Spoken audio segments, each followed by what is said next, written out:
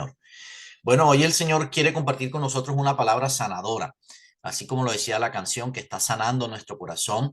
Hoy el Señor quiere de alguna forma sanar nuestro corazón.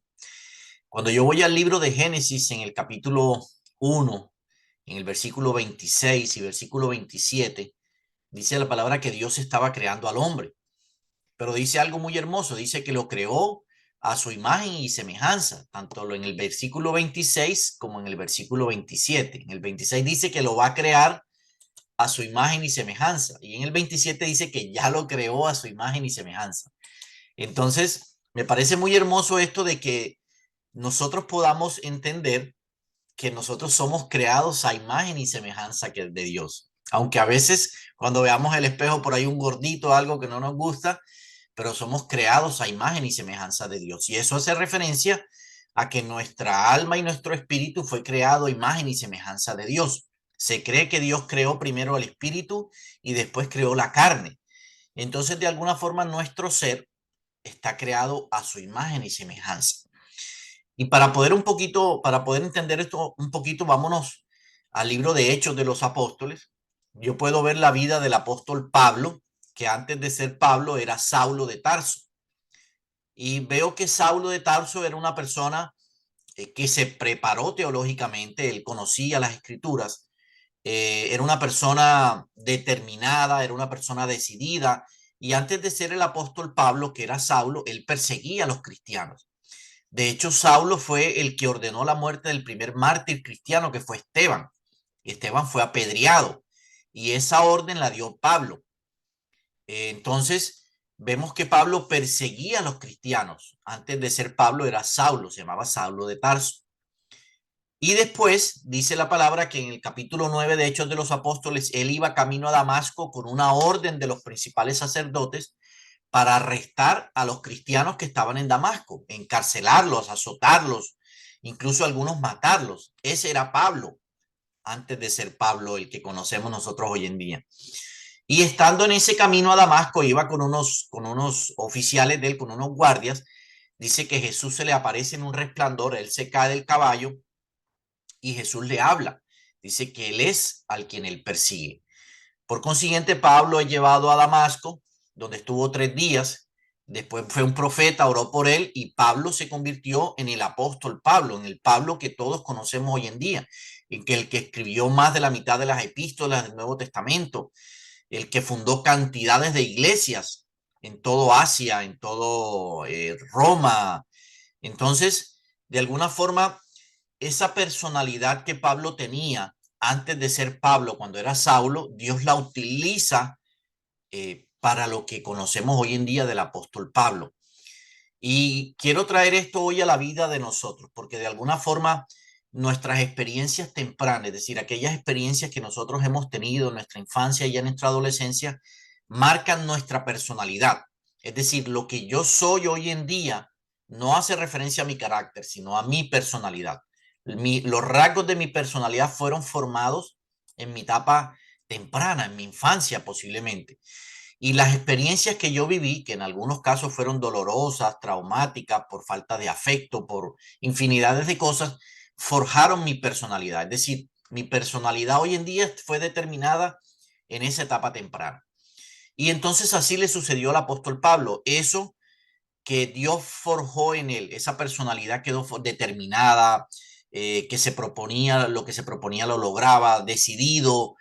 Todos esos rasgos de su personalidad que no le daba miedo a nada, fueron las que Dios utilizó en su etapa adulta para ser el Pablo que nosotros conocemos, para que fundara tantas iglesias, para que no le diera temor hablarle a los gentiles, para que no le diera temor si era apedreado. La palabra registra que Pablo fue apedreado, fue azotado, pasó hambre, necesidades, todas esas situaciones que Pablo pasó no lo detuvieron. Era una persona determinada y esa determinación la obtuvo Pablo en su formación temprana y Dios la utiliza para su propósito. Entonces, todo lo que nosotros somos hoy en día es porque Dios así lo quiso. Incluso esas cosas a veces que no nos gustan de nuestra personalidad, posiblemente sea el rasgo más característico que Dios pueda utilizar para nuestro propósito en la vida. Y les voy a poner un ejemplo con mi vida.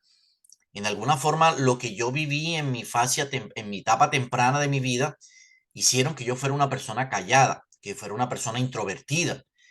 Y en algún momento de mi vida eso no me gustaba a mí, porque a mí me cuesta entablar relaciones en frío. Y algunas personas delante de algunas personas paso por creído o por grosero porque me cuesta esa parte de mi vida. Y no es que sea así, sino es que me cuesta entablar relaciones en frío.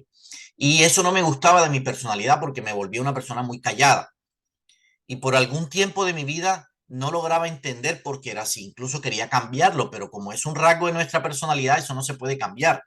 Lo que podemos cambiar es nuestro carácter, transformarlo, pero no nuestra personalidad.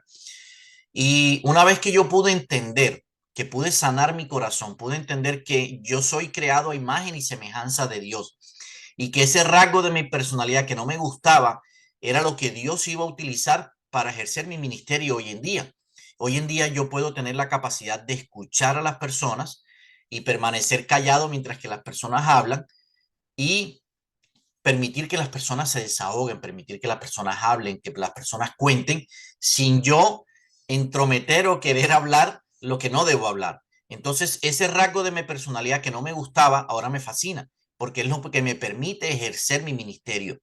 Y de alguna forma así pasa con cada uno de nosotros. Ese rasgo de nuestra personalidad que a veces no entendemos por qué somos así, que a veces no comprendemos por qué Dios nos creó así, a algo que no me gusta de mi personalidad, puede ser lo que Dios utilice para nuestro propósito en la vida. Pero yo debo ir y entender a mi pasado, debo ir a mi pasado y entender que Dios me creó así, que lo que yo soy es porque Dios quiso que yo fuese así. Y las experiencias que yo viví en mi pasado fueron las que forjaron mi personalidad.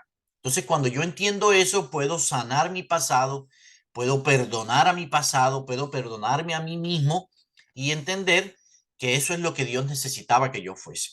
Y cuando yo entiendo eso, entonces puedo de alguna forma maximizar mi personalidad hacia el propósito de Dios. Puedo utilizar ese rasgo de mi personalidad que no entiendo, que no comprendo y que no me gustan, son lo que Dios necesita para ejercer el propósito de cada uno de nosotros. Y así pasó con todos los apóstoles. Cada uno de ellos tenía un rasgo de una personalidad que posiblemente no era el mejor rasgo de la personalidad, pero fue el que Dios utilizó para ejercer el ministerio de cada uno. Cada uno fue llamado a un propósito diferente. Y de acuerdo a ese propósito que cada uno tenemos en la vida, así es la personalidad de cada uno.